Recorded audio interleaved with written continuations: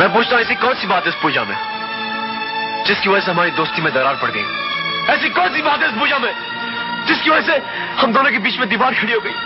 ऐसी कौन सी बात है इस पूजा में जिसने हमारे बचपन से लेकर आज तक के दोस्ती के रिश्ते को बुला दिया? दोस्ती दोस्ती दोस्ती, माना कि तेरी दोस्ती की वजह से मुझे मोहब्बत, शोहरत, इज्जत सब कुछ मिला, मगर मेरा भी तो कुछ है। मेरा ज़मीर, मेरी खुददारी।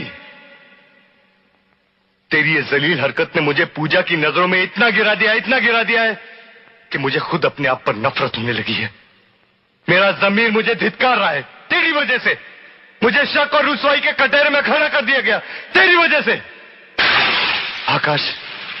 आकाश, अगर मुझे पता होता कि तेरी दोस्ती की वजह से मुझे ये दिन देखना पड़े तो मैं तेरी तरफ दोस्ती का हाथ कभी ना बढ़ाता।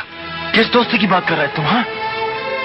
हाँ, हम दोनों के बीच में ऐसी कोई बात नहीं थी जो छुपी हुई।